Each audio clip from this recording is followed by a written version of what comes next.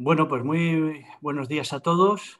Eh, lo primero es agradecer al turno de adaptación profesional y a todos los colegios involucrados el que hayan vuelto a realizar estas jornadas tan instructivas para todos y que este año que se hayan podido mantener pese a este formato tan, digamos, extravagante respecto al contacto físico al que estábamos acostumbrados y que, por cierto, tanto nos enriquecía a todos, ¿no?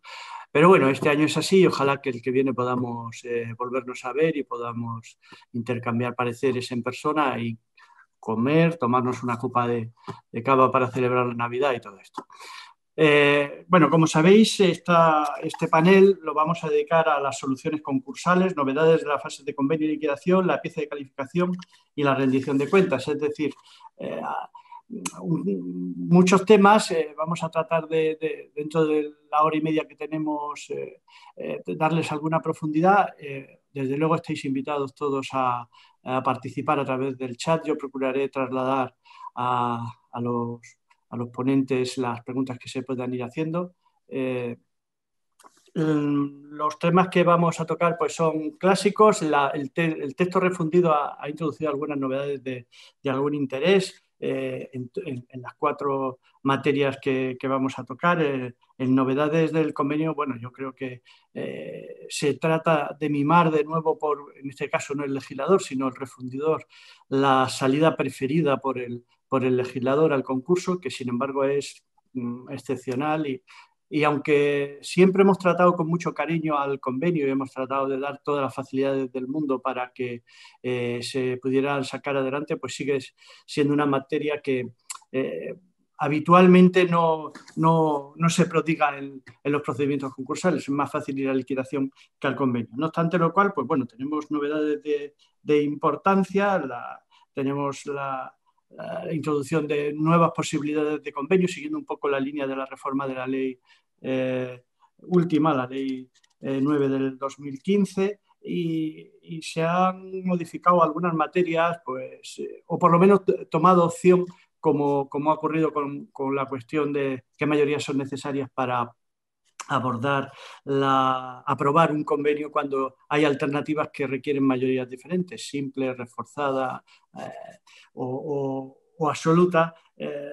Un poco, la verdad es que poniendo alguna dificultad, porque como es razonable entender, pues la mayoría por la que ahora ha optado el artículo que equivale al 124, es decir, el 376.3 del texto refundido, pues opta por la exigencia mayor, la alternativa que obliga a mayor, pero bueno, es una pena porque ya alguna sentencia como la de Pontevedra de 1 de octubre del 19, quizá por las circunstancias del caso, pues había optado por la tesis benévola de optar por la mayoría inferior. Pero bueno, tenemos ahí toda la cuestión del convenio, del reconvenio, que vamos a tratar de abordar. También en materia de liquidación pues se producen novedades de interés. Ya sabéis que ahora ya se puede proponer la modificación del plan de liquidación y que además la aprobación del plan de liquidación dice la ley que supone una autorización para poder enajenar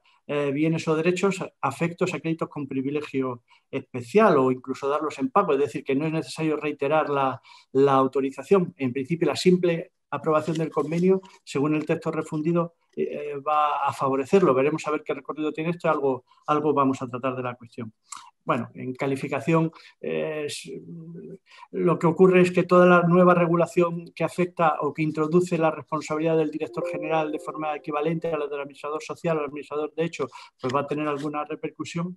Y finalmente, en rendición de cuentas, que le dedicaremos también algún espacio por la importancia que tiene, pues tenemos novedades dignas de interés porque yo no sé si se ha simplificado o más bien complicado lo que teníamos hasta la fecha. Tenemos una clara diferenciación entre el informe final de liquidación y el informe referente a la rendición de cuentas en dos preceptos distintos y con consecuencias diferentes. Y bueno, vamos a ver qué recorrido tiene eso, qué consecuencias tiene, cómo se va a aplicar temporalmente, porque la regulación transitoria de la ley tampoco es que sea muy extensa.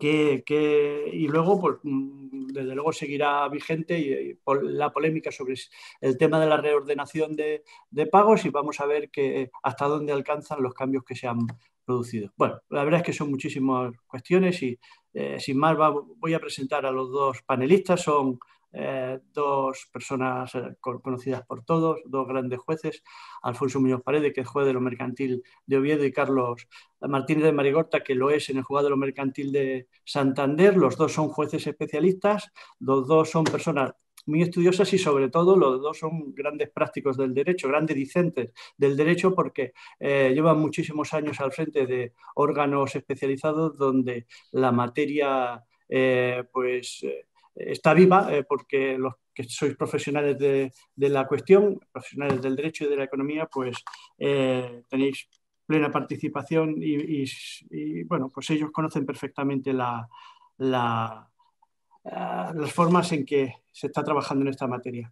Agradecerles que se hayan prestado a colaborar y sin más voy a empezar con la cuestión del convenio. Tenemos, en principio, le voy a formular a Alfonso algunas preguntas sin perjuicio de que podamos en el debate introducir cuestiones distintas y que vosotros, como digo, a través del chat podéis plantear algunas. Bueno, esta materia, como digo, el refundidor ha querido mimarla de nuevo, ha querido dar nuevas facilidades para que los convenios se aprueben y para que salgan adelante, porque es muy difícil que se aprueben y casi excepcional que se cumplan. Una primera cuestión se refiere a la propuesta de modificación, es decir, si la puede presentar el deudor que está en periodo de carencia y si puede presentarla además esta modificación de convenio quien ya había incumplido el convenio antes de 14 de marzo de 2020. ¿Qué tal? Buenos días. Un placer para mí estar con todos ustedes hoy aquí, aunque sea en la distancia, yo en Oviedo y ustedes pues en sus despachos o en sus casas, pero en todo caso, como mínimo a los 297 kilómetros que me marca el navegador cuando todos los años, salvo este, voy a Bilbao desde aquí, desde Oviedo. Además, siempre aprovecho para quedarme el fin de semana y es una estancia muy, muy grata. Me encanta Bilbao verlo en Navidad, bueno, en todas las épocas del año, pero en Navidad está particularmente bonito. Si ya entonces, si ya a diario los bilbaínos salen mucho, bastante más que los asturianos, ya en Navidades da gusto ver la ciudad y pues por tanto mucha pena por no poder asistir a una formación presencial. Pero bueno, confiemos en que el año que viene ya esté todo donde debe estar y podamos vernos y estrecharnos las manos. Bien, como dice Edmundo, al que agradezco su introducción y su labor de moderación, que no es siempre fácil además entre compañeros, el convenio siempre es el eterno mimado del legislador, pero como los niños mimados a veces tienes decepciones y aquí la práctica pues, nos trae la decepción que antes enunciaba Edmundo de que apenas llega a un 7-8% los convenios aprobados, menos aún de ese 7-8% son los cumplidos. Y en una situación de crisis epidémica, sanitaria y por tanto económica como la que nos hallamos, el legislador ha tenido que reforzar ese mimo inicial que ya tiene desde el año 2003 y lo ha hecho a través de la legislación sectorial, urgente, transitoria o del COVID-19, como la quieran denominar, a través de diferentes también oleadas normativas. Las dos primeras olas, la verdad es que prácticamente ni se notaron, porque el Real Decreto 463/2020, que fue, hago memoria porque van pasando tantos reales decretos, que la memoria no alcanza a todos. Este fue el que declaró el estado de alarma, el del 14 de marzo. El 463 olvidó completamente el problema del convenio y de su incumplimiento. El siguiente, el Real Decreto, Real Decreto Ley 8/2020, 17 de marzo, tampoco se olvidó para nada el convenio. Seguía ensimismado con los 5 bis y con las solicitudes de concurso. Y además con unas regulaciones bastante eficientes. Las prisas no son nunca buenas consejeras y para legislar menos aún. Y luego han venido 3 oleadas sucesivas de distinta intensidad. El Real Decreto Ley 16/2020 de 28 de abril, que digamos que introduce la legislación básica o marco, que luego se ha ido reformando con la Ley 3/2020 y con el último Real Decreto que todavía, sinceramente, no me sé la numeración. Luego miraré porque mi memoria ya con los años va empeorando. Bien, el Real Decreto Ley 16/2020, para que nos situemos, estableció una, digamos, triple barrera defensiva frente al convenio y su eventual incumplimiento. Primero, introdujo la posibilidad de modificar el convenio. Voy a llamar a esta institución modificación del convenio para distinguirla de aquel reconvenio que introdujo la Ley 9/2015 en aquella desdichada disposición transitoria tercera. Pero con ser desdichada aquella disposición transitoria tercera era mucho mejor que lo que ha introducido primero el Real Decreto Ley 16/2020 y lo que ha llegado a través de las dos olas que lo han seguido hasta nuestros días. Bien, luego veremos qué problemas plantea.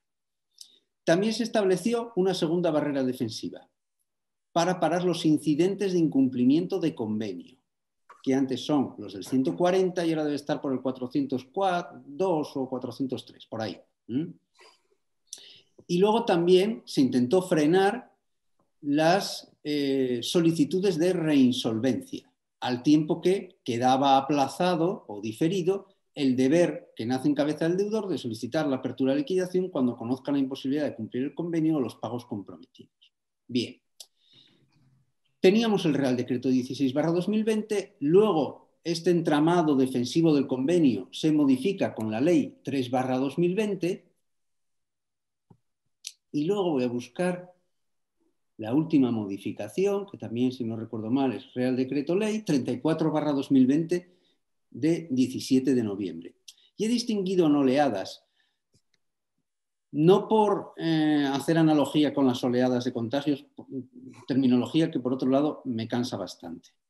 Esto es como los ultravires. El mundo me comentaba el otro día que estaba un poco cansado del tema y yo comparto hartazgo. Bien, pues no es por hacer analogías con el lenguaje sanitario, sino en este caso con el lenguaje del surf. Lo que no puede hacer el deudor que quiera modificar su convenio es elegir la ola normativa en la que quiere subirse. Lo que no puede es ir encadenando normas que cada una de ellas lo que ha hecho es modificar algún aspecto y sobre todo lanzar la pelota de deuda más adelante. De modo que cuando estoy subido en la ola del Real Decreto Ley 16/2020, pues me toca ahora la Ley 3/2020, me cambio de ola. Y cuando estoy subido en la Ley 3/2020, viene el Real Decreto Ley 34/2020 y me vuelvo a cambiar de ola. No. Una vez coges una ola normativa, tienes que estar en ella. Esto lo digo porque como ha habido modificaciones, el deudor va a tener, también impulsado un poco por el legislador, en este lanzar la pelota de deuda adelante, va a tener la tentación de ir acogiéndose de forma secuencial a la legislación más favorable. Y hay que ver cuál era el supuesto de hecho, cuándo nació y cuál era la norma aplicable. Y no todas tienen normas de derecho transitorio y aquí ya no hay la disculpa de que estamos ante una refundición a la cual es extraño el mecanismo del derecho transitorio. Aquí no hay refundiciones, aquí son normas en secuencia y todas tenían que haber venido con normas de derecho transitorio, pero el legislador parece que ha omitido este deber de establecer normas de derecho intertemporal. Situados así, la primera cuestión que me plantea Edmundo es si se puede instar la modificación del convenio cuando estás en un periodo de carencia. Claro. ¿Qué nos decía el reconvenio antiguo, el de la Ley 9/2015? Primero, una declaración programática a modo de pórtico. Los convenios deberán cumplirse íntegramente. Es decir, pudiendo cumplir el convenio, tienes que cumplirlo. Ahora bien, apartado segundo, ¿qué nos decía? Para los incumplimientos acaecidos dentro de los, creo que decía, 2 años posteriores a la entrada en vigor de esta ley, se puede modificar en unos determinados términos. Y ahora, ni el preámbulo o exposición de motivos, que ahora tampoco las suelen nominar el legislador, del Real Decreto Ley 16/2020, ni las normas que le han sucedido, establecen algo como lo que nos decía el antiguo reconvenio. Se ha sumado la figura, pero la verdad es que algún hueso ha quedado en la fosa. ¿Por qué digo esto? Porque ahora no se dice que los convenios deban cumplirse íntegramente y lo único que se dice en el preámbulo es que esta norma está pensada para aquellos que venían cumpliendo de forma fiel el convenio y de repente, por la crisis epidémica, no lo pueden cumplir. Pero al enunciar el supuesto de hecho han incurrido, a mi juicio, en un error técnico, porque habla de que se pueden beneficiar de esta medida los deudores cuyo convenio esté en fase o periodo de cumplimiento. Bien, ¿y cuál es la fase o periodo de cumplimiento? Porque esta es una categoría extraña a la normativa concursal. Tanto la ley concursal como el texto refundido hablan de eficacia del convenio. Y todos sabemos cuándo se produce la eficacia del convenio. Generalmente con la sentencia o la firmeza de la sentencia que dicte el juez aprobándolo, y aparte es muy frecuente que el negocio jurídico en que consiste el convenio establezca alguna cláusula defiriendo su cumplimiento bien a la firmeza, bien a una fecha determinada. Así, si te aprueban un convenio en junio, es muy frecuente que tú digas, aun sin periodo de carencia, que el primer pago lo haces a diciembre de ese mismo año. Esto es moneda común. Siendo esto así, en principio, en periodo de cumplimiento se está haciendo una lectura, a mi juicio, un tanto vulgar, en el sentido de equiparándola a eficacia del convenio. Y como todo negocio jurídico de convenio se perfecciona a partir del momento de su eficacia o de su convalidación judicial, tal parecería que convenio aprobado, convenio que puede ser modificado. Si hacemos esta lectura, que es la que yo más he oído a compañeros, y cuando decía vulgar no era peyorativo, es una lectura más literal, pero no es la que yo al menos he defendido hasta el momento. ¿Por qué? Porque piensen ustedes que en una modificación de convenio oportunista, yo estoy cumpliendo el convenio y efectivamente lo puedo cumplir. Pero quiero intentar una modificación de convenio para lograr un nuevo negocio jurídico que me imponga un menor sacrificio y correlativamente un mayor sacrificio. Y piensen que ha desaparecido aquel pórtico que yo les decía del antiguo reconvenio.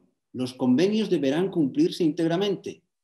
Y yo añadía, los convenios, pudiendo cumplirse, deberán cumplirse íntegramente. Y ahora,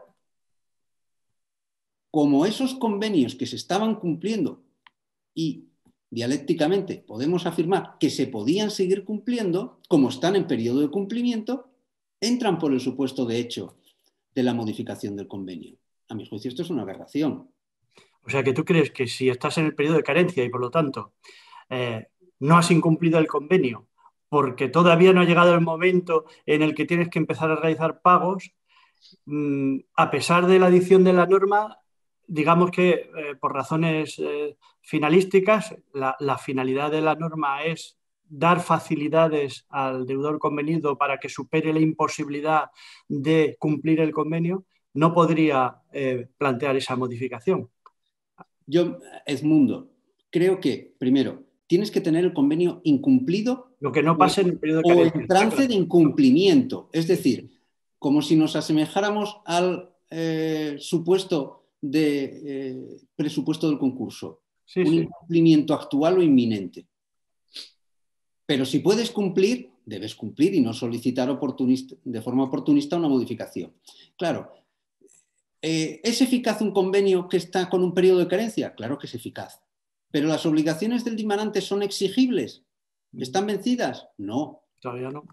Luego, no estás en imposibilidad de cumplir. Si tienes un periodo de carencia que te acaba, por ejemplo, en unos meses, y es más, antes del 14 de marzo del 2021, que es la fecha ahora tope, si no nos la prorrogan, yo creo que como estarías en una situación como de incumplimiento inminente porque ya prevés que no vas a poder cumplir, sí sería razonable que aun estando en periodo de carencia te anticiparas a la imposibilidad de cumplir, porque no tiene tampoco excesivo sentido que te obliguemos a incumplir y no te dejemos modificar.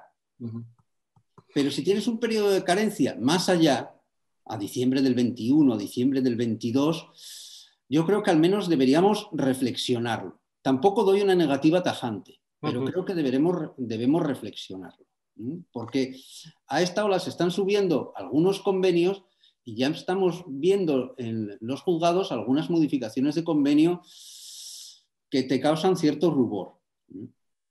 ¿Y si se habían cumplido antes del 14 de marzo de 2020? Claro, es que esas son otras que a mí me parecen de un poco oportunismo, porque un convenio que ya estaba incumplido por una causa distinta a la crisis del COVID,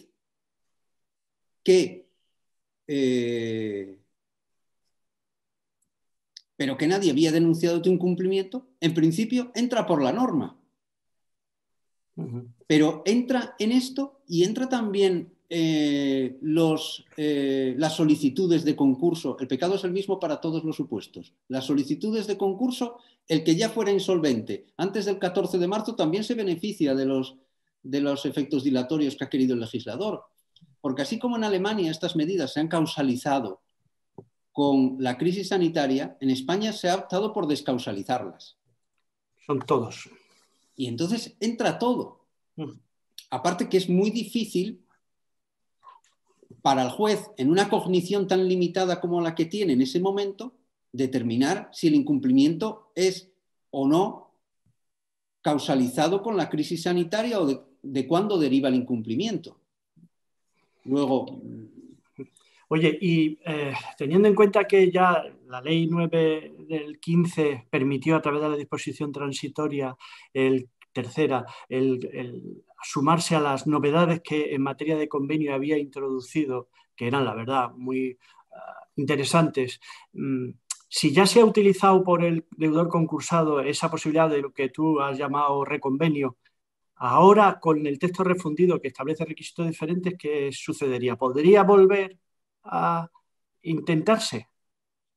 Claro, esto es otra cosa que el legislador no aclara, porque además te habla de convenio, primer convenio originario, creo que habla, de memoria, y aquí ¿cuál es el convenio originario? El primer convenio, el reconvenido al amparo de la disposición transitoria tercera, porque imaginemos un convenio tipo, los que teníamos al principio, que casi todos eran quita del 50%, y espera de 5 años. Y cuando, antes de las reformas del 14 y del 15, todavía no se habían establecido distintos porcentajes del 50 y del 65%, hablo de pasivo ordinario. Bien, imaginemos un convenio tipo previo a las reformas del 2014, del 124 y del 134.3, cuando solo bastaba con que tuviéramos el 50,01% de los votos favorables para una propuesta de ese tipo. Imaginemos que no podía cumplir el convenio y hace un reconvenio de aquella disposición transitoria tercera. Hablo de memoria, pero creo que se le sumaba y tenían unos porcentajes, hablo de memoria, si me equivoco, luego me lo disculpen, del 60 y del 75%. Y ahora lo que se dice es que aunque el convenio, por su contenido, pudiera suponer una elevación teórica del quórum de aprobación, se está al régimen de mayorías del convenio originario. Pero en este supuesto que yo les digo, ¿cuál sería? ¿El 50%? ¿El 60% o el 75%? Porque aquí, queriendo suavizar el legislador, si ha habido un reconvenio por medio, antes que suavizar, lo que hace es dificultar. Porque el legislador lo que estaba pensando es, vamos a pensar en un convenio benigno que aun siendo benigno no se ha podido cumplir y ahora propones uno gravoso. Pues aunque propongas uno gravoso, como lo que se quiere es que puedas cumplir, si antes era del 50 y ahora el contenido que propones es del 65, te lo vamos a dejar pasar con un 50. Y el supuesto que planteo es exactamente el inverso. Tú tenías una mayoría del 50 y por haber reconvenido tienes una mayoría superior. Esto no está previsto en la ley. ¿Te vas al verdaderamente originario o al ya modificado a partir de la ley /9/2015? Pues ciertamente es dudoso. Si atendemos al negocio jurídico que realmente está vigente, tenemos que irnos a las mayorías reforzadas de aquella disposición transitoria tercera, porque quizás sea demasiado exhumar volver al convenio originario, porque quedó novado. Pero por otro lado, ¿cuál es el espíritu del legislador? Sí, que las facilidades para que eso se pueda hacer, claro. Dar facilidades. Sí. Bueno, veremos a ver cómo lo van a ir resolviendo en los tribunales y cómo lo vamos solventando. Bueno, por avanzar un poquito, no sé, quizá ahora con esta posibilidad de modificaciones del convenio, pese a que la ley ha establecido un límite máximo en las esperas de 10 años, ¿sería posible que la duración inicial del convenio y la que luego se modifica supere ese límite legal? Claro, esta es otra de las cuestiones que debemos plantearnos. Porque, primero, no siempre hemos tenido límites temporales a las esperas. Y habrá que ver, tengamos en cuenta que cuando ahora se establece que se podrá modificar el convenio, se dice que la propuesta de modificación se tramitará con arreglo a las normas que estaban vigentes en el momento de su aprobación y pero aplicando las normas de la tramitación escrita. ¿Esto qué significa a mi juicio? Primero, que tienes que estar a la normativa vigente, no solo procesal, sino también sustantiva, de quitas y esperas, de contenido genuino de la propuesta de convenio, vigentes cuando aprobaste el convenio. Y aquí hemos tenido muchas reformas.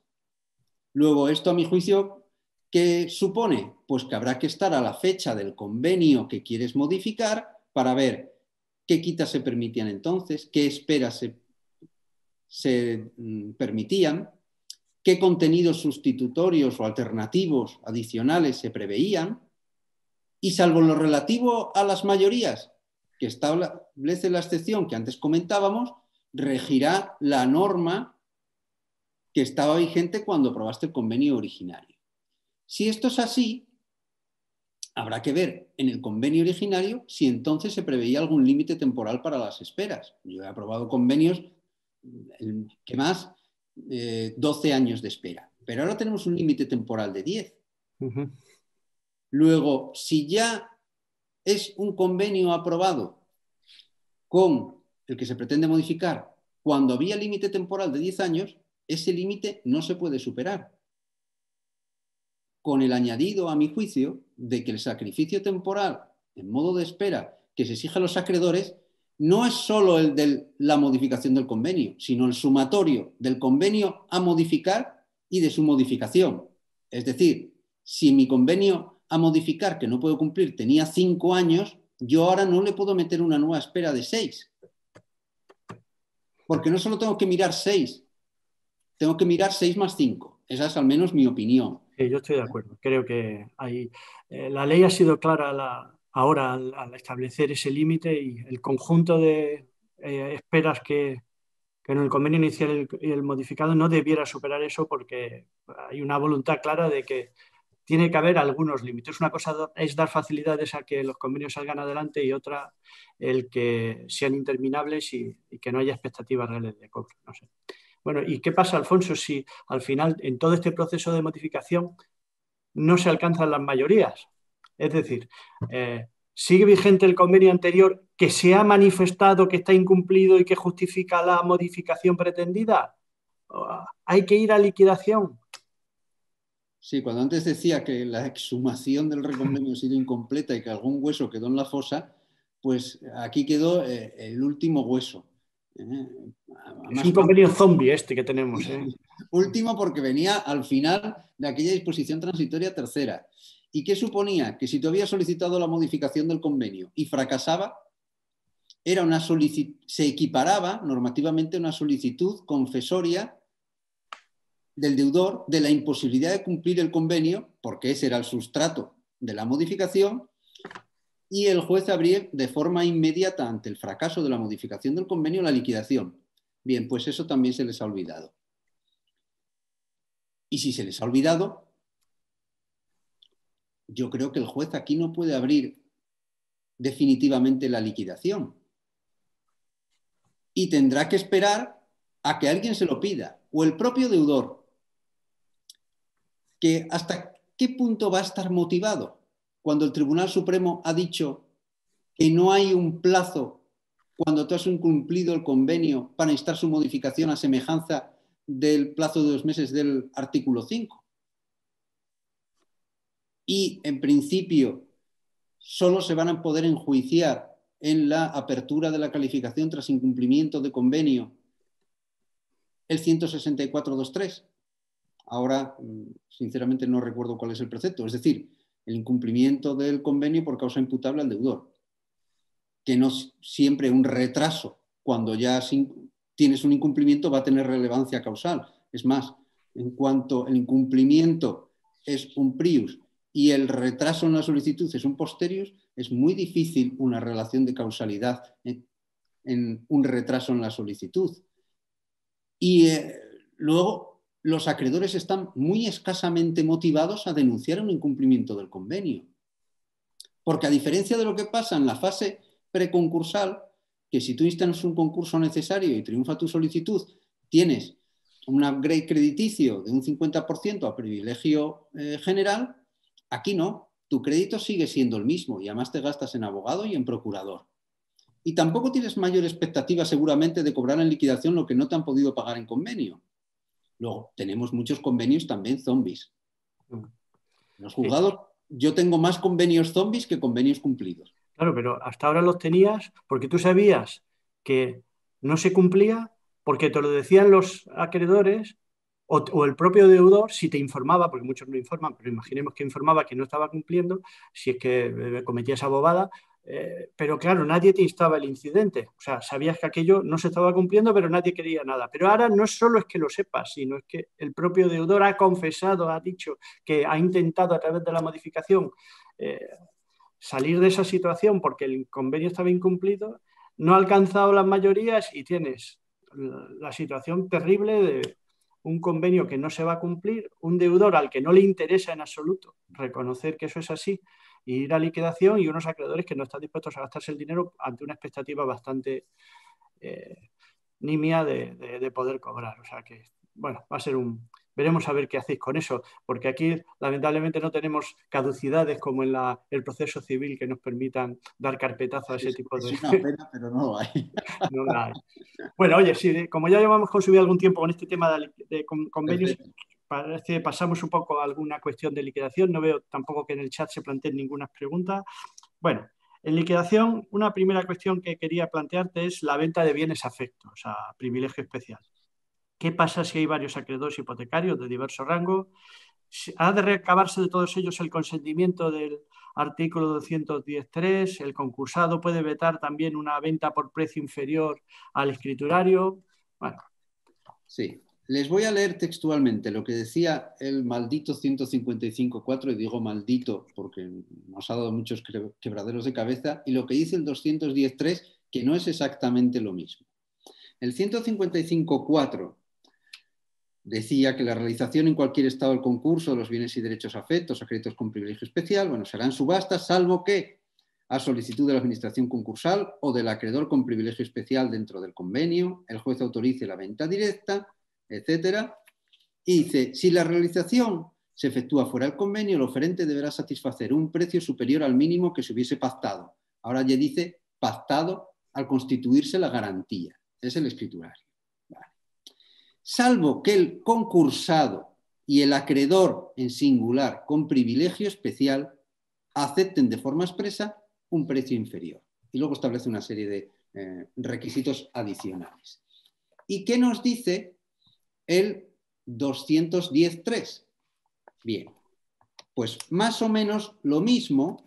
Ya dice que la oferta lo tiene que ser por precio superior al mínimo que se hubiese pactado al constituir la garantía.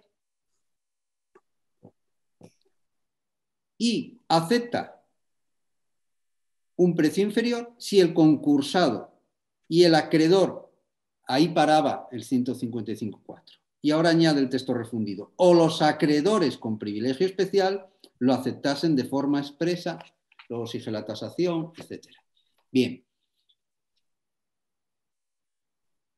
podemos tener el escenario de que tengamos sobre un bien varios acreedores hipotecarios, no varias hipotecas, porque muchas veces tenemos varias hipotecas del mismo acreedor hipotecario. Ese supuesto no nos plantea problemas, porque ahí es el uno a vetar, uno a obtener el consentimiento.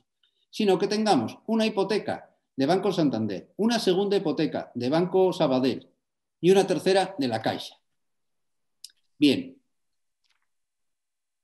Ahora, donde antes decía acreedor con privilegio especial, dice acreedores con privilegio especial.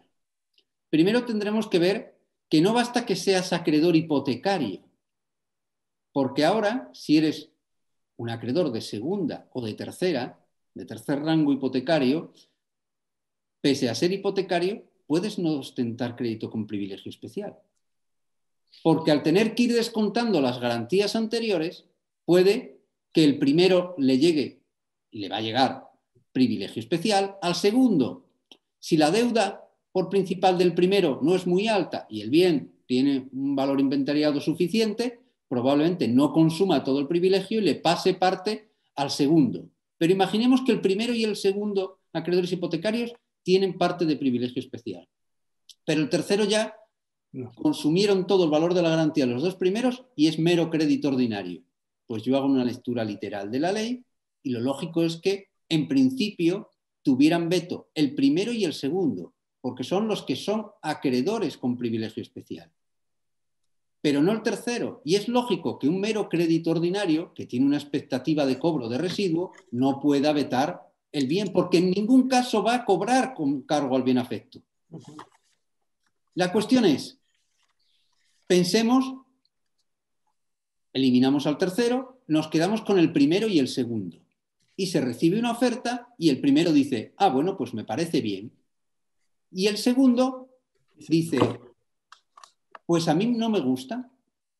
¿Por qué? Porque con esta oferta cobra todo o parte el primero, pero yo no cobro nada y me degrado íntegramente ordinario. Luego quiero vetar. ¿Tiene derecho de veto o no? A mi juicio es muy discutible. Yo ya había defendido, cuando hablaba en singular de acreedor con privilegio especial, que el veto, en caso de hipotecas sucesivas y todas ellas, o algunas de ellas, con traducción crediticia en privilegio especial, que solo el primero debería tener derecho de veto. Y que esto no implicaba dejar desprotegido al segundo, porque bastaba con que igualara la oferta o la superara por €1 para quedarse él el bien y así tutelar su derecho. Al fin y al cabo, es la forma de tutela que se tiene con la repersecutoriedad. Y luego, además, la exigencia de una tasación actualizada y la posibilidad de subastilla eliminaban, o al menos minoraban en un grado sumo, la posibilidad de una maquinación fraudulenta en cuanto al precio. Es decir, que el ofertante y el primer acreedor con privilegio especial dijeran, mira, ofréceme un precio bajo, o que no haya sobrante y ya me lo quedo yo, o me pagas a mí y que no haya nada para el segundo. Yo creo que el segundo puede ofertar y si la oferta le parece baja, mejor para él, se va a quedar el bien a un precio más bajo, pagando al acreedor con privilegio especial primero. Pero lo cierto es que esta solución que yo ya postulaba con la ley concursal, ahora es de más difícil sostén cuando habla expresamente, y no quiero creer que de forma inopinada, de acreedores con privilegio especial en plural. Pero bueno, la discusión al menos está ahí. Desde luego es un supuesto que nos va a plantear problemas. Y el veto del concursado, porque el concursado siempre nos hemos centrado tanto en el acreedor hipotecario que pasábamos de pero ahora puede decir que no le parece que el precio sea razonable, claro. Claro. ¿Y el concursado puede decir eso? Pues habrá que distinguir. ¿Un concursado tiene interés legítimo en vetar? Un concursado persona física, desde luego. Porque lo que no se cubra con privilegio especial se va a degradar ordinario, y más ordinario que va a tener el que pagar por BEPI, salvo que acceda a la exoneración diferida. Pero si asumimos esa parte de privilegiado especial que se ha degradado ordinario, la base de cálculo para el 25%, en la exoneración directa sube mucho o puede subir mucho, hasta el punto de hacerla incluso a veces imposible. Un concursado, persona jurídica, pues es más discutible. Si va a convenio, desde luego, porque pensemos que esto ahora está en situación de efectos generales. Dice en cualquier estado del concurso. Antes lo teníamos en el 155 en sede de liquidación, aunque también decía que en cualquier fase o estado del concurso. Pero ahora sistemáticamente además queda más claro. Oiga, yo si voy a convenio y además conservo mis facultades de administración y disposición, es lógico que yo pueda vetar si no me satisface el precio. Porque lo otro me va a ir a ordinario y voy a tener que pagarlo vía convenio. En liquidación, oiga, si yo ya estoy disuelto de pleno derecho como persona jurídica por la apertura de la fase de liquidación y estoy abocada a mi extinción con el auto de conclusión, como concursada, estrictamente como concursada, yo no veo el interés legítimo. ¿Quién podría tener interés, pero a mi juicio no legítimo? Administradores. Porque lo que no se cubra por ahí, pueden pagarlo por el déficit. Claro. Avalistas, fiadores, pero a mi juicio es bastante discutible que esos puedan vetar, porque habla de concursado.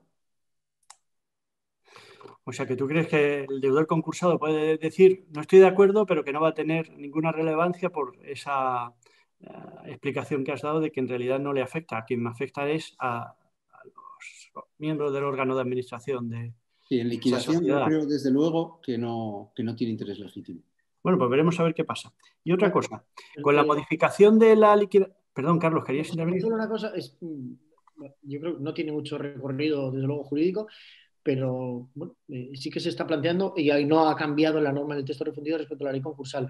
Pero se os ha planteado el problema de que la tasación actualizada, emitida por entidad homologada, cuando el acreedor privilegiado especial, pongamos que hay uno solo y que no hay ningún problema de discusión o de vetos por distintos rangos, está conforme con la venta por un valor inferior al que se hubiese pactado, a mí me lo han planteado. Es decir, según la ley, debería ser siempre el valor de esta nueva transacción conforme a lo que no sé, al valor de mercado según tasación oficial. Y resulta que la tasación oficial, pues normalmente en liquidaciones que ya llevan tiempo, o no tanto, pero que hay una depreciación importante del valor de los bienes según lo pactado y el real en el mercado, no alcanza este valor. Es decir, el acreedor privilegiado especial único dice que estoy conforme, se me adjudica por este valor, pero la tasación oficial es muy superior.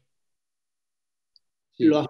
¿Lo admites o les dices que ya que es el único acreedor privilegiado especial, dice, bueno, pues arréglese usted fuera? Bueno, a mi juicio con la tasación se están planteando los juzgados dos problemas. Uno, la propia existencia o no de tasación. Bueno, claro, sí, ya. No por hecho que la haya, efectivamente. Sí. Si puede ser requerida por el juez de oficio o instancia de algún interesado, la concursada u otro acreedor. Y segundo, discordancia entre el precio ofertado inferior al que arroja la tasación. Yo nunca persigo en estos supuestos de oficio que me presenten la tasación, porque a mi entender esta norma de tasación es una norma de protección del crédito hipotecario y no tanto del deudor concursado. Ni de los acreedores. Y si es una norma de protección, como todas lo son dentro del 155, y como son ahora, por transfusión, las del 210, si el propio favorecido por la norma de garantía, que es el acreedor hipotecario, en el escenario que planteaba Carlos, único, porque si no podríamos entrar en conflictos, y hace renuncia de su derecho, oiga, mire, si usted tenía en principio derecho a un precio coincidente con el de la tasación, aún inferior al escriturario, y usted claudica por un precio inferior, oiga, mire, yo no le veo inconveniente. Hay compañeros que de oficio requieren la tasación, basándose, bueno, en una interpretación literal de la norma. Pero yo, sinceramente, la mayoría de esto, voy a más. No recuerdo operación alguna en que se me haya acompañado la tasación. Se han hecho todas específicamente, ni una. También esto luego depende mucho de la casuística y del humor del registrador de turno, pero no has tenido problemas, no te constan problemas después en la cancelación. Imagino que no, porque el propio acreedor privilegiado firma la operación y podría retirar la anotación él mismo. Pero... Claro, a ver, es que el registrador de la propiedad, ¿a quién sirve? a su Dios, que es la hipoteca. Y si el acreedor hipotecario transige, no tiene más que tutelar. El problema es cuando a él no le queda claro, y por ahí nos vienen las calificaciones negativas, que se han cumplido los requisitos y puede haber un perjuicio para el acreedor hipotecario. Pero si consta el consentimiento del acreedor hipotecario, el registrador te inscribe siempre porque ya no tiene a quien tutelar. Bueno, pues si os parece pasamos a otra cuestión que también es de interés. Resulta que los planes de liquidación ya sabemos que, bueno, son de difícil cumplimiento, a pesar de que se dan muchos plazos y muchas facilidades para que las ofertas de venta directa pues se cumplan. La verdad es que casi nunca llegan en plazo y justo cuando vas a abrir la subasta es cuando llega entonces y se ha concretado algo. Bueno, la verdad es que el refundidor ha facilitado ahora con la modificación, con la posibilidad de modificación del plan de liquidación, ha facilitado que este tipo de situaciones se puedan superar. Ahora se puede cambiar. Pero claro, lo que hace para modificar el plan de liquidación, seguramente con absoluta coherencia, es establecer que el procedimiento sea idéntico a la aprobación del plan de liquidación. Es decir, nos metemos otra vez en los mismos trámites para que eso sea posible. La cuestión es si esto se puede sustituir por una simple autorización judicial para no pasar por ese nuevo, no voy a decir calvario, pero sí trámite prolongado de modificación del plan de liquidación. En tu audiencia, Edmundo, probablemente eso no sea un calvario. Pero en otras audiencias, si se recurre, claro que es un calvario, es un vía crucis con todas las estaciones. Tengamos en cuenta cuál era el escenario anterior y cuál ha cogido el refundidor, que ya lo ha adelantado Edmundo. Antes, ante el silencio del legislador, modificábamos el plan de liquidación un poco a la brava. ¿Qué era una modificación de calado? Hacíamos lo que dice ahora el 419 y replicábamos el trámite del plan de liquidación y dábamos nuevo recurso de apelación, porque si no, originabas indefensión. Máxime cuando era un trámite que no estaba previsto en la ley. Pero tenías otras modificaciones que eran de calado muy menor. Y claro, replicar eso, que implicaba cuando menos en un juzgado desahogado 15 días, más que luego te lo pasen, más poner el auto, más esperar a la firmeza, vamos a poner 2 meses y medio, 3 meses. En un juzgado menos desahogado, por 2 o por 3.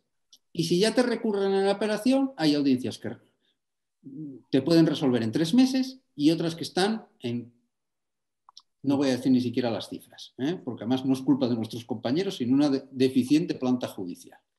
Bien, si estamos en esas, yo os voy a contar un caso verídico de hace, creo que son 2 semanas. Me viene el administrador concursal y ya estamos en la fase de agotamiento del plan de liquidación. Y tenemos que subastar unas fincas que nadie quiere y que finalmente se va a quedar la Sareb, y quieren hacer una modificación del plan de liquidación. Pero claro, es que si ahora nos ponemos a replicar esto, cuando estas operaciones siempre se quieren cerrar antes de 31 de diciembre, pero las prisas siempre les entran en octubre o en noviembre o a veces en diciembre para arreglar los balances o que no salgan tan desfavorables o que salgan un poco más bonitos, siempre se acuerdan de Santa Bárbara cuando truena. Y siempre truena a final de año. Bien, pues digo, es que no llegamos a hacerlo. Y aparte, replicar todo esto y dar un nuevo recurso de apelación para una bobada, como era, pues yo sinceramente no lo vi necesario. Y me planteé, o hacemos una autorización judicial o buscamos otra vía. E incluso llegué a otra vía, que fue poner un auto de corrección de error material. En ese caso, además, se asemejaba más a un error material porque era un error en unas descripciones de unas fincas y una omisión de unas de ellas. Yo consideraba que eso tampoco es una genuina modificación del plan de liquidación, porque el plan de liquidación no es tanto qué tenemos, sino cómo vendemos lo que tenemos. Aunque yo siempre aconseje que al menos a efectos informativos, bien en el cuerpo del plan, bien en un anexo, se diga qué es lo que se tiene actualmente, porque cuando se redacta el plan no coincide exactamente con el inventario de bienes y derechos provisional y definitivo. Y cuando vas a liquidar hay activos que ya han salido de una u otra forma. Luego a mí me gusta saber exactamente esas normas a qué activos actuales se van a aplicar. Y lo resolví por ahí. Pero ya me empezó a surgir la duda de si podíamos resucitar esa praxis judicial pretexto refundido de hacerlo por vía de autorización judicial. Hombre, desde luego, ahora, antes, ante el silencio del legislador, más fácil. La capacidad inventiva podía tener más justificación. Ahora, cuando ya lo tienes regulado, salirte, cualquiera te puede afear procesalmente, oiga, es que el trámite de modificación es el que es y es el único que es. Vamos, tendría que ser una cosa tan nimia. Y si es tan nimia, que suelen ser plazos, se me han agotado los plazos, oiga, mire, hay que establecer cláusulas de salida o de escape en el propio plan de liquidación. El plan de liquidación tiene que ser autosuficiente, tiene que gozar de autonomía. Oiga, que se establezcan prórrogas, lo que yo llamo la cláusula de marcha atrás. Es decir, si ya estoy en fase de subasta y me aparece alguien con una buena oferta, oiga, doy marcha atrás y resucito la fase de venta directa, porque en principio va a ser mejor que cualquier subasta. Pero para eso tenemos que ser un poco inteligentes en dotar al plan de cierta autonomía y de cláusulas de salida, porque si lo hacemos como un corsé excesivamente rígido, enseguida nos va a oprimir y no nos va a dejar respirar en cuanto nos salgamos de los plazos.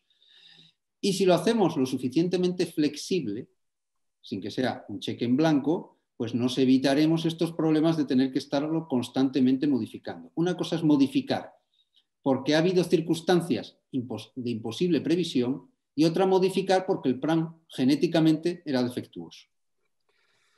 Bien, sí, la verdad es que si el plan contiene esa previsión, todo es mucho más sencillo y no hay que complicarse la vida con la reiteración de los trámites para modificar el plan. La verdad es que es imaginativo eso de que de oficio se pueda decir que ha habido un error en la expresión del plazo y que donde decía 3 meses en realidad quería decir 6 meses, pero bueno, no sé si eso va a ser muy viable o no. Bueno, yo creo que ya podemos ir terminando esta materia de la liquidación, pero hay una última cuestión que yo creo que sí que es muy interesante porque interesa a todos y que además ha dado lugar a muchas resoluciones judiciales de diverso tipo y que tiene que ver con la vigencia de la prohibición de retribución en fase de liquidación a la administración concursal a partir de un año. ¿Qué pasa ahora con la aprobación del texto refundido? Esa previsión que estaba en otra norma se ha derogado implícitamente, porque desde luego en la derogatoria del texto refundido no está, sigue siendo de aplicación, ¿no? ¿Cuál es vuestra opinión? Bien, a mi juicio sigue vigente. Es evidente que no está en la disposición derogatoria única, que no olvidó completamente la norma en que se introduce la disposición transitoria tercera, porque la disposición transitoria primera de esa misma norma, que creo que es la 25/2015, expresamente la deroga. Luego es difícil sostener que habiéndose acordado el legislador de derogar expresamente la disposición transitoria primera, llegó hasta ahí su esfuerzo derogatorio y se olvidó de la tercera. Yo creo que es de difícil sostenimiento. Yo creo que hay que dar un voto de confianza por el legislador. El legislador a veces es deficiente, o muchas veces es deficiente, pero bueno, hasta cierto punto. Sí, yo creo que si hubiera sido su voluntad la expresa derogación, igual que derogó la disposición transitoria primera, hubiera derogado la tercera. Bien, pero lo que se sostiene no es eso, sino que hay una derogación implícita por una incompatibilidad manifiesta. Las normas son de imposible convivencia. ¿Pero qué normas son de imposible convivencia? Según quienes ya han sostenido que hay una derogación tácita, en principio, la disposición transitoria tercera tendría que ser incompatible con el texto refundido. Pero ¿dice algo distinto o muy distinto el texto refundido de lo que decía la ley concursal? Y con la ley concursal, la disposición transitoria tercera convivía pacíficamente. Y si el texto refundido no dice nada distinto y lo que dice de distinto está suspendida transitoriamente su vigencia hasta que se produzca el desarrollo reglamentario de la ley 17/2014, yo no veo que haya habido un cambio de escenario que justifique que donde antes no había incompatibilidad sino pacífica convivencia, haya ahora una radical incompatibilidad que nos haga ver ahí una tácita derogación. Por eso yo creo que sigue tácitamente vigente. Ya sabes que hay varias resoluciones que entienden lo contrario, pero bueno, es verdad que este tema va, por la importancia que tiene, va a seguir. También audiencias provinciales, al menos que yo sepa, Cantabria y Coruña, que dicen que sigue vigente.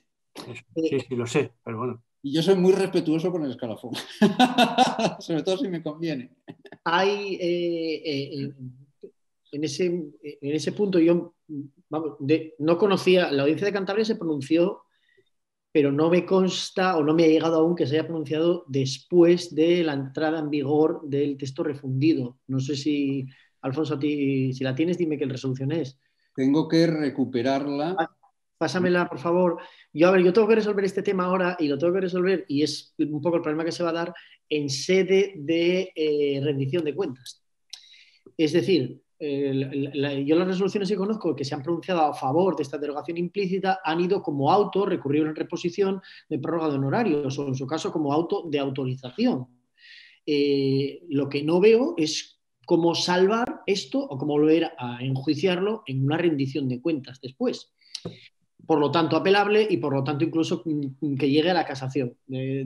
Ahí hay un problema. No me quiero extender mucho en este tema porque, insisto, tengo que resolverlo y no me constaba. Sí me consta que mi audiencia era bastante estricta en la medida en que exigía una expresa petición y además prórroga por prórroga. Yo lo que había hecho en algún supuesto es a toro pasado decir, bien, hay este problema con los honorarios y entramos un poco en materia, ahora te doy la palabra, Edmundo, pero en todo caso, habiendo transcurrido los 18 meses de liquidación, aunque no se haya solicitado, yo entiendo que es de suyo conceder estas dos prórrogas. Eso la audiencia me lo corrigió y dijo que no, que tenía que solicitarse y además prórroga por prórroga y habría que valorarlo. De todos modos, Alfonso, por favor, apúntate el recado, porque ya sabéis que al CENDOG no llega todo en tiempo real. Y antes de...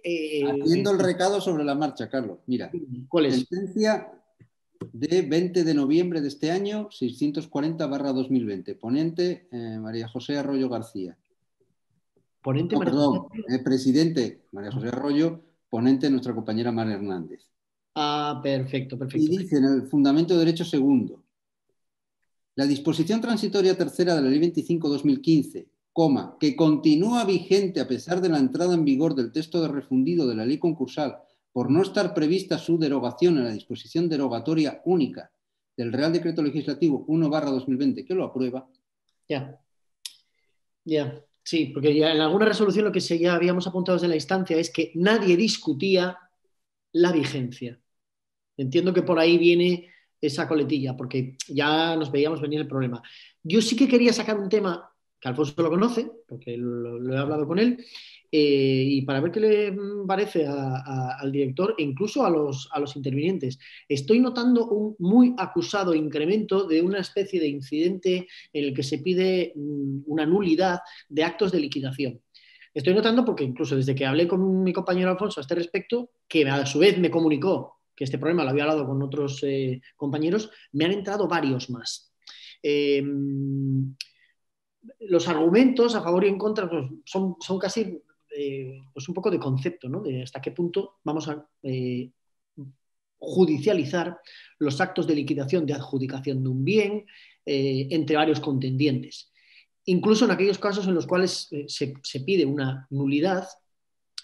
Ojo que la nulidad, en principio, de los artículos 225 y siguientes de la Ley de Enjuiciamiento Civil es nulidad de actos jurisdiccionales, no es nulidad de un negocio, eso es otra cosa.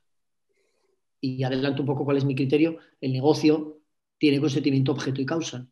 Y no me parece que haya ningún vicio, dolo, error, etcétera, que lo pudieran validar, pero en todo caso se están planteando por esa vía. Mi opinión en principio es negativa, lo plantea un contendiente. este pretendiente, este licitador, no defiende el interés del concurso, y así en alguna sentencia en Asturias se entendió que no había ni siquiera legitimación activa para este tipo de demandas. También podríamos hablar de la cuestión de la seguridad jurídica del adquirente, que se ve ahora expuesto, adquirente a través de un proceso de liquidación, un concurso, que se ve expuesto a estas reclamaciones, e incluso de la propia competencia del juzgado, porque aquí el juez mercantil no se trata de una acción con trascendencia patrimonial contra la masa, sino más bien de un tercero que quiere que ese bien no vuelva a la masa, sino que en vez de darse a otro licitador, se le diese a él. ¿Por qué hago todo este circunloquio? Porque he dado con una única, muy pocas resoluciones en esta materia. Sí hay una resolución de Barcelona, siendo ponente Ignacio Sancho, en el que venía a decir, ahí perdidos en los tiempos de los años 2000, 2008, 2007, que era controlable por nulidad. Y a mí lo que me mata, y os propongo, es que alguien me dé un sentido al artículo 425 actual y 148 anterior de la ley de enjuiciamiento, de la ley concursal. El que, hablando de las consignaciones, los informes trimestrales de liquidación, habla de que el juez de oficio, instancia de parte, bla, bla, bla, las cantidades consignadas se utilizarán para hacer frente al pago de aquellos créditos concursales que resulten de procedimientos judiciales estimatorios, de recursos de apelación interpuestos, bien, frente a sentencias de impugnación de la lista de acreedores, dice, o de actos de liquidación. Y aquí es donde la mataron. Aquí es donde yo no me he visto con arrestos para inadmitir directamente estas cuestiones que se están planteando. Porque no lo acabo de entender.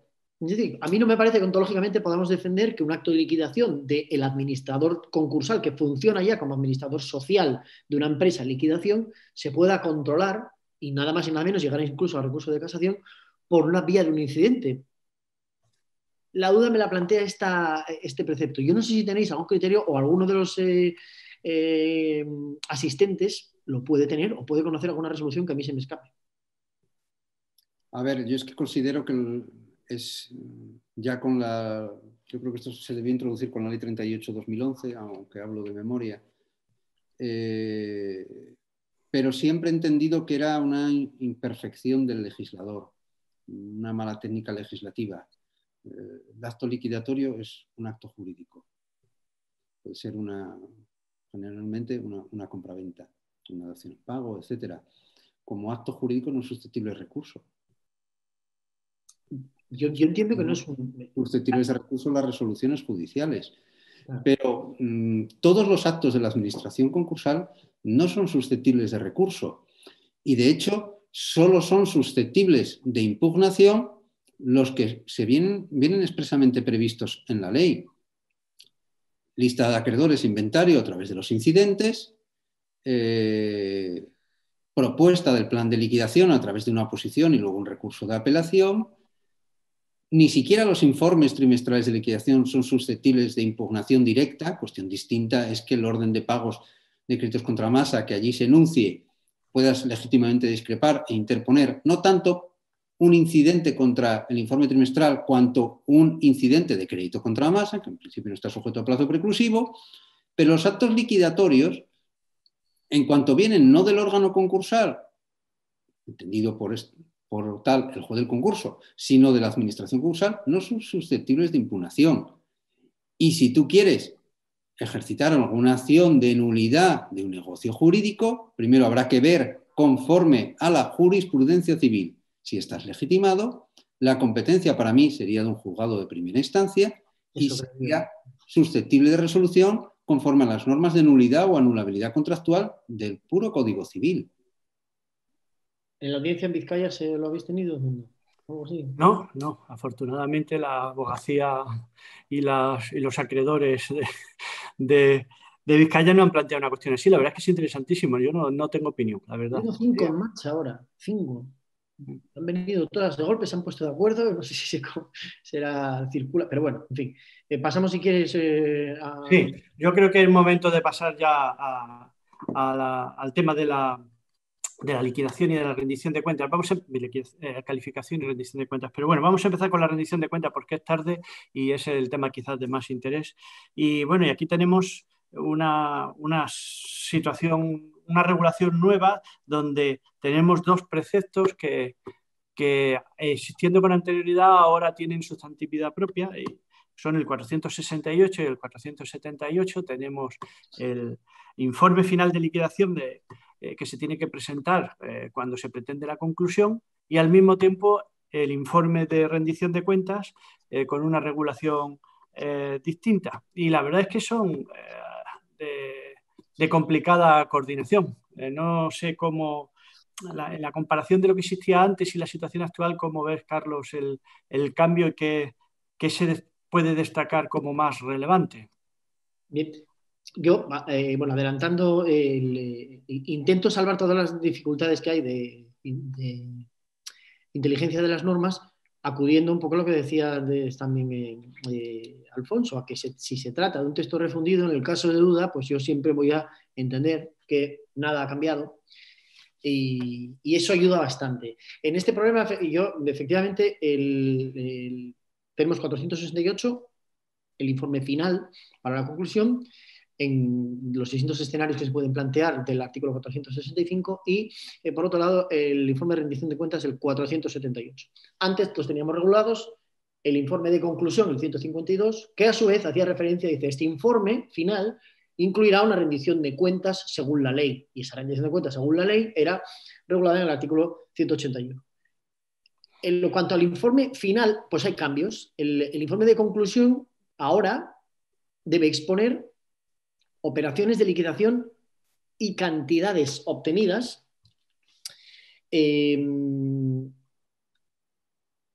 pagos realizados y consignaciones efectuadas para satisfacción de los créditos masa o concursales.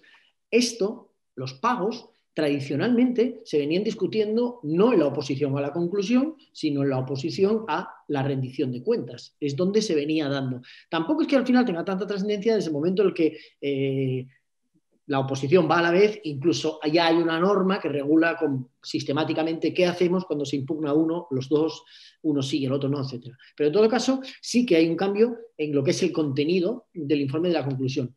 Me parece interesante destacar ya desde el primer momento que habla de pagos realizados o consignaciones efectuadas para los créditos contra la masa. No habla de anuncios o proyectos de lo que vamos a hacer con el dinero que nos queda. Yo creo que esto, en alguna ocasión, ya también lo he hablado, pues, daba cierta tranquilidad a los administradores concursales, es decir, presento el informe, pero lo que hago es un proyecto de los pagos que voy a realizar, claro. Yo no lo veo porque no estás autorizando, estás tratando de valorar actuaciones ya realizadas. Y además generaba bastantes problemas en el caso de que algo se torciera o que a algún ente público le diese por embargar por el camino. Entonces, entiendo que el texto refundido aquí ha aclarado que se trata de pagos realizados o, en su caso, consignaciones efectuadas en forma. Además de esta exposición, el informe de conclusión también hace referencia a los bienes relictos que pudieran no tener valor, etc., y la existencia de bienes o derechos pignorados. Se excluye, no exige el informe de conclusión ahora expresamente que se razone inexcusablemente sobre la inexistencia de acciones de reintegración o de responsabilidad de terceros, ni la existencia de otros bienes de derechos. Esto sí se incluye en el artículo 474, cuando la conclusión es por insuficiencia de la marcha, pero no en el informe de conclusión, ordinario. La rendición de cuentas, que es lo que más nos ocupa ahora, se regula en el artículo 478. Antes, como os digo, estaba a caballo entre el 152 y el 181. Y el 181, lo que nos decía antes de la rendición de cuentas, es que se debía justificar la utilización de facultades de administración, parece que no otras, y informar también del resultado y saldo final de las operaciones realizadas, solicitando la aprobación. El artículo vigente actualmente, 478, amplía en parte el contenido del antiguo 181 y por otra parte lo recorta. Lo amplía respecto al 181 y del proyecto, incluso de 2017. Se mantiene lo que podemos denominar la parte explicativa, es decir, deberá justificar cumplidamente la utilización de las facultades, ya no dice solo facultades de administración, todas las facultades conferidas, y luego se añade en una serie de explicaciones. Detallará la retribución fijada para cada fase del concurso y las cantidades percibidas y las fechas de cada una de estas percepciones. Expresa los pagos hechos a los auxiliares o colaboradores, peritos, etcétera, etcétera, con cargo a la retribución del administrador concursal, es decir, los pagos de créditos concursales contra la masa irían en el informe de conclusión y en el de rendición de cuentas los pagos hechos con cargo a los propios honorarios del administrador concursal. Y por último, que esto es algo que no sé a dónde va, precisará el número de trabajadores asignados por la administración concursal y el número total de horas dedicadas por el conjunto de estos trabajadores al concurso. No sé si será por fines estadísticos, a efectos de valorar posibles créditos imprescindibles, no lo sé, no lo entiendo, no sé qué finalidad o qué tiene que ver esto con la aprobación o desaprobación de las cuentas. Pero bueno, el caso es que ahí está. Y por otro lado, se reduce el contenido respecto de lo que antes era el artículo 181. Se excluye la información sobre el resultado y el saldo final de las operaciones, que parece que ahora se deja en el informe de conclusión. Con una excepción. Hay otro informe de rendición de cuentas que es el de la separación o el cese del administrador concursal. En este caso, entiendo que como no hay informe de conclusión del concurso, el artículo 102 del texto refundido sí que incluye el mismo contenido del 478 y además exponer pagos y consignaciones de créditos contra la masa. El mayor problema que se puede plantear aquí es que le podamos exigir al administrador concursal que no tiene hecho pues, una carta a los Reyes Magos contando las horas que ha trabajado, porque también, insisto, no sé qué finalidad tiene, si esto se le puede exigir y si se podría desaprobar las cuentas en concursos que ya estuviesen en vigor. Aquí hay dos posibles soluciones. Una, que cuenten lo que les dé la gana, porque tampoco creo que nadie se vaya a meter en ello, y están amigos. Pero como hay territorios donde la tesorería o la agencia estatal son verdaderamente beligerantes, pues también podemos defender, creo, que no se le podría exigir esta contabilidad o este sistema de cargar horas al sistema, ¿no?, tan americano, a los concursos cuyas liquidaciones ya estuviesen en marcha previamente. No se me ha dado, pero insisto, la creatividad de los opositores seculares a las rendiciones de cuentas no conoce límites. Entonces, igual por aquí puede haber algún problema. Bueno, si me permites interrumpirte, mira, yo leyendo los preceptos al final, el problema que se me plantea es el siguiente.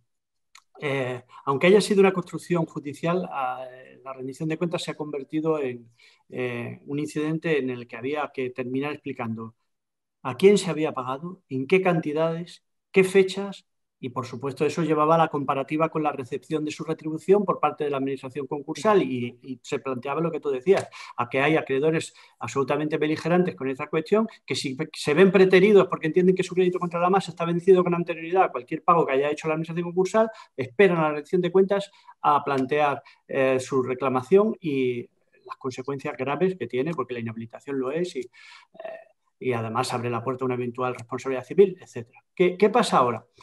Que en el 478 solo hay que explicar qué recibe la administración concursal, sus auxiliares, los tasadores, las empresas especializadas a las que recurre, pero ya no se exige, porque se ha remitido o se ha reservado al informe de conclusión el que se compare con el resto de pagos.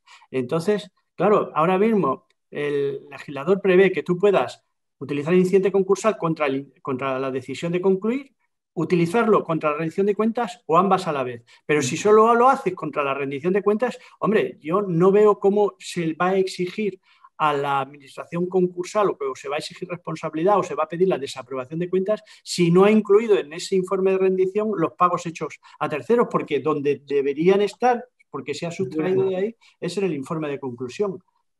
Yo creo que eso es así, lo que pasa es que eso es una solución, entiéndeme lo de solución, pues por la proximidad que acabas teniendo como juez de instancia mercantil con los administradores concursales.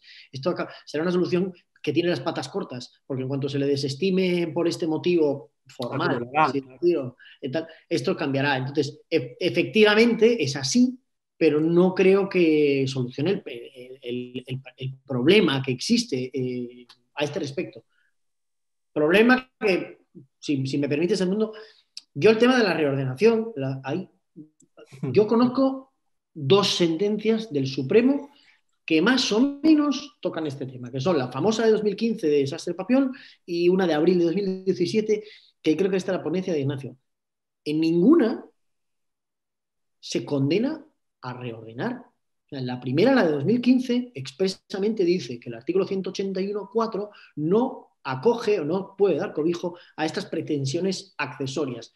Lo que pasa es que se lía y al final dice, bueno, eso sí, lo que no prejuzga o algo así, o un sin perjuicio de estos que dice a que se tenga que dar explicaciones en las nuevas rendiciones de cuentas. Entonces, claro, si tenemos que hacer una rendición de cuentas nueva, pues parece que es que hay que reordenar pagos antes. Pero en realidad ahí el Supremo no lo dijo. Y aparte eso es un asunto que venía de Cantabria y me ha tocado. Y ha habido 4 o 5 rendiciones de cuentas en un bucle infinito.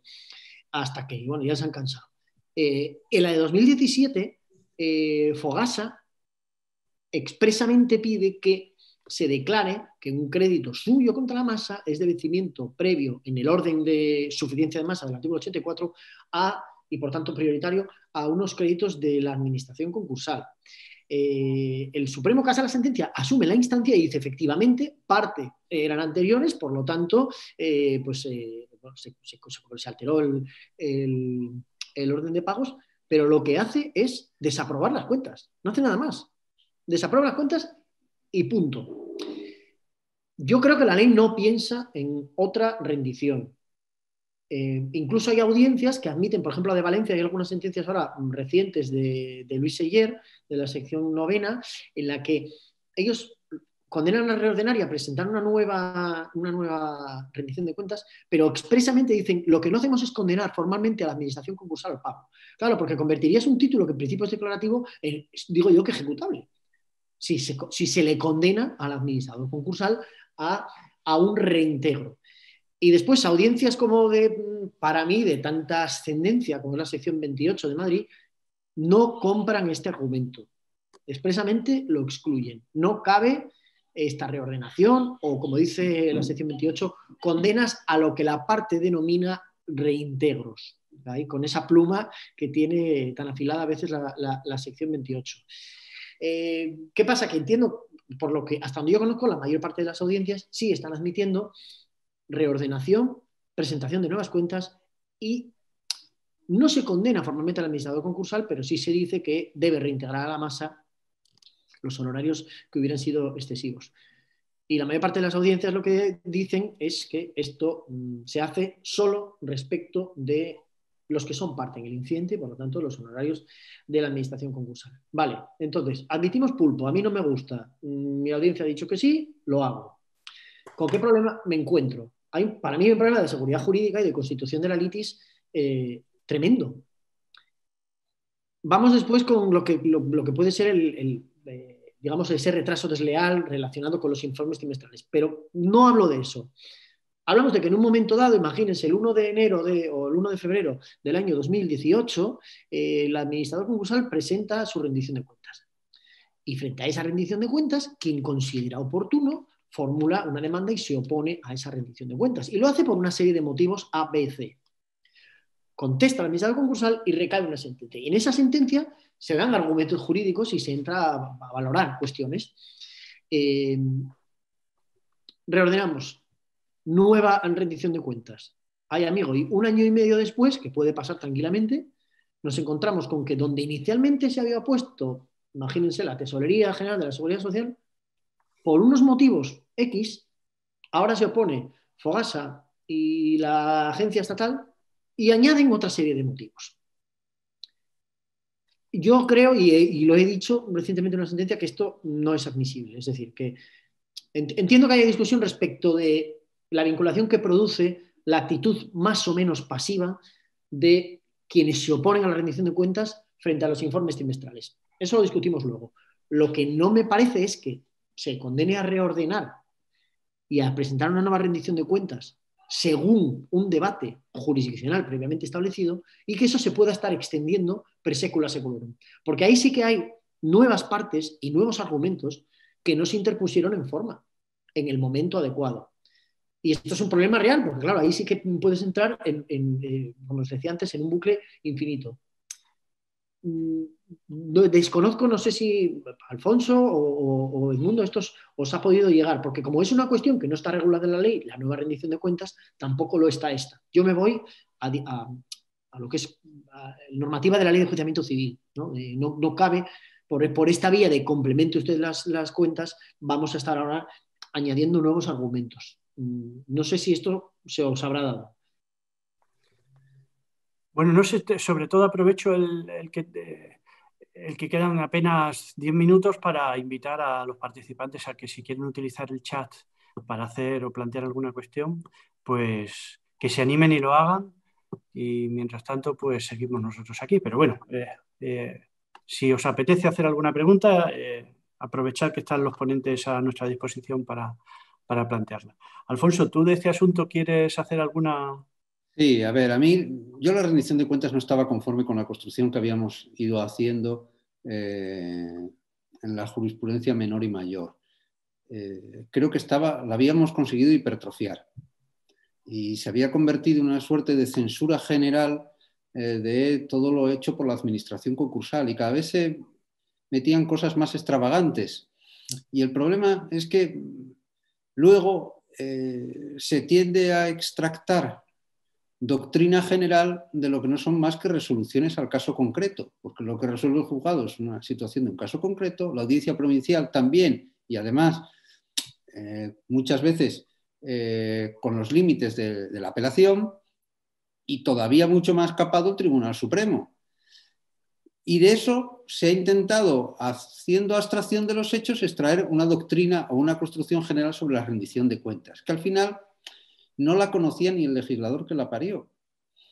El refundidor, yo creo que tenía que adelgazar la rendición de cuentas.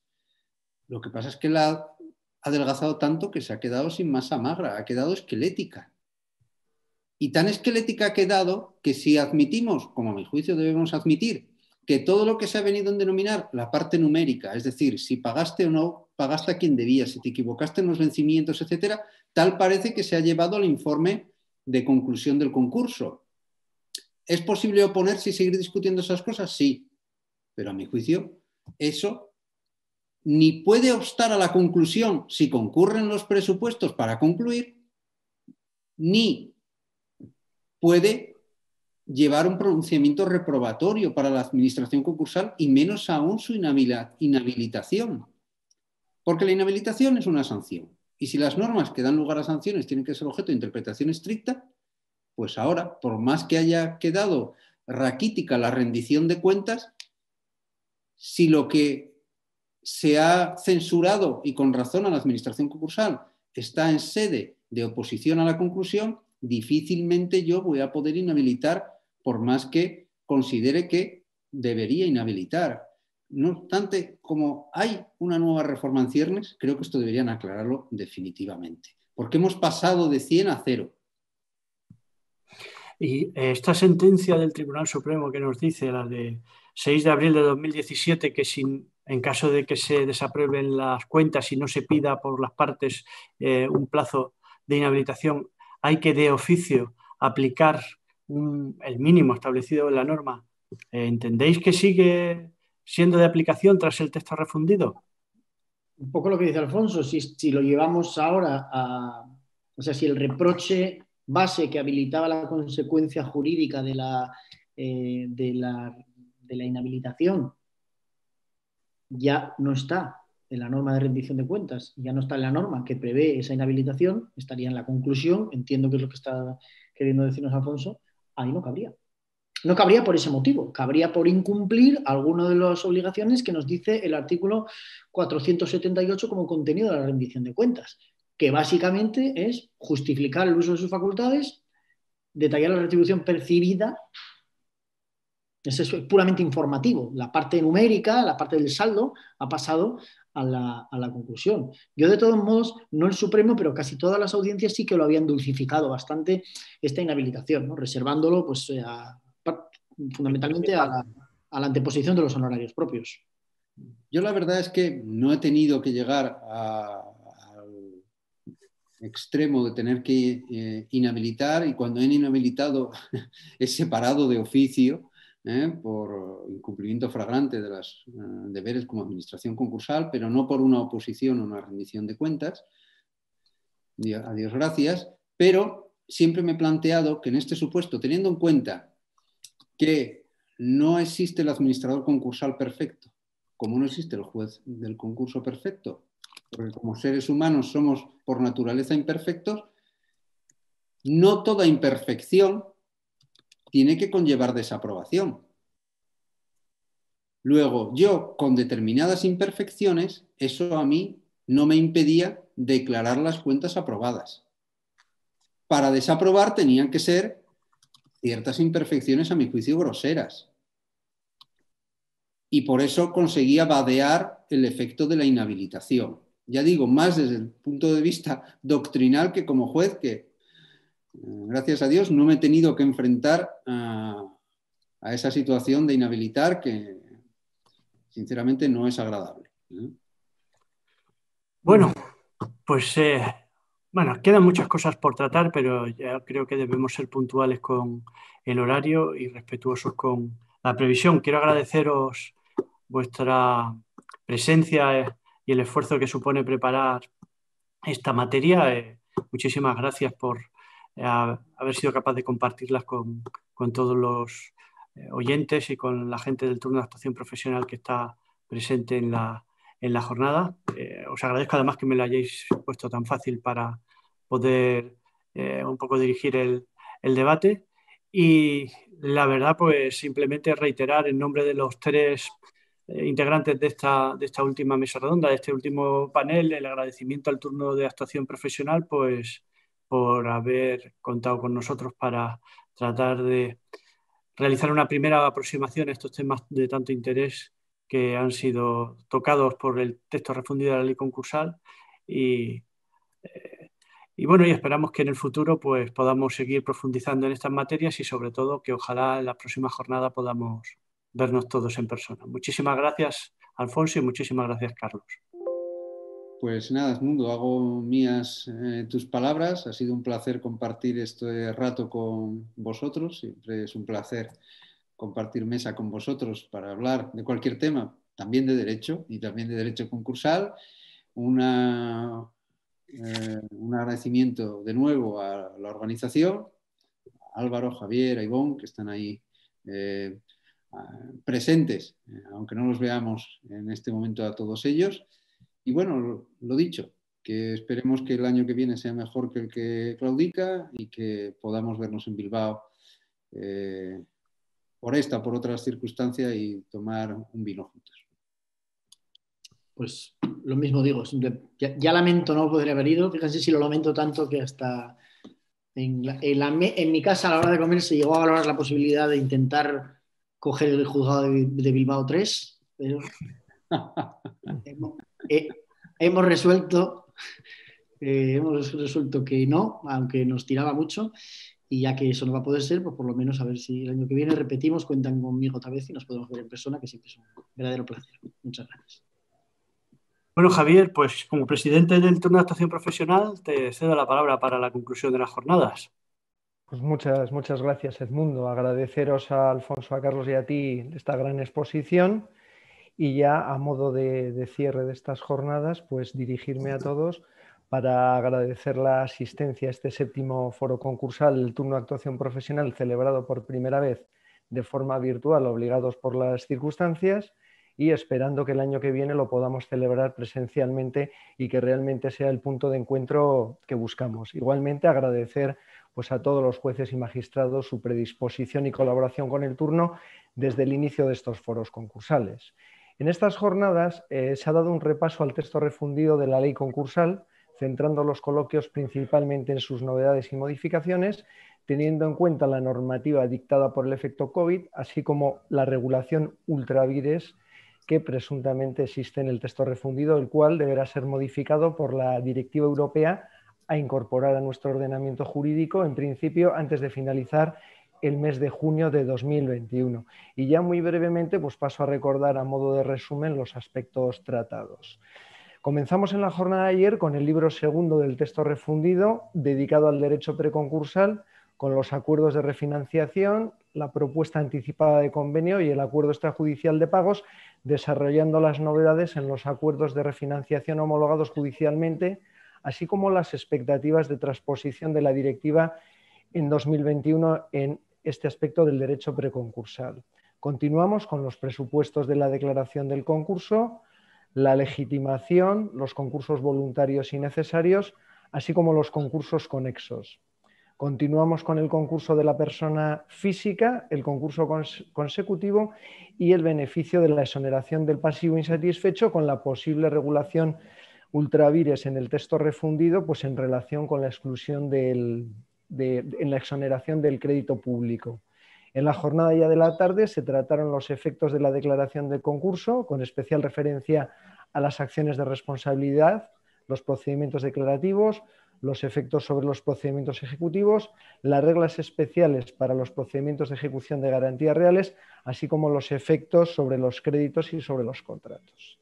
Ya en la jornada de hoy hemos comenzado con la venta de la unidad productiva, la definición, la sucesión de empresa y la competencia del juez del concurso en la misma, el modo de enajenación y la no existencia en principio de régimen de recursos.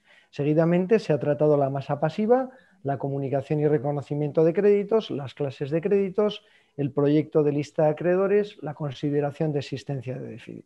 Y como novedad se ha tratado una especialidad de anticipación de venta de la unidad productiva y las acciones de reintegración. Y ya por último, en la sesión vuestra se ha abordado el convenio, el reconvenio y la normativa aplicable, las posibilidades de modificación del mismo y sus límites temporales. En cuanto a la liquidación, se ha tratado la venta de bienes afectos a privilegio especial, el plan de liquidación y las posibilidades de modificación del mismo. También se ha comentado pues, la vigencia en los límites temporales de la retribución de la administración concursal. Y ya por último, pues hemos abordado la conclusión y la rendición de cuentas con el informe final de liquidación, el informe justificativo, ¿no?, de la procedencia de la conclusión del concurso y el escrito de rendición de cuentas. Y ya pues nuevamente agradecer a todos vuestra presencia, esta vez de manera virtual y esperando volver el año que viene de manera presencial. Y lo único, pues mucha salud para todos y hasta el año que viene. Y gracias.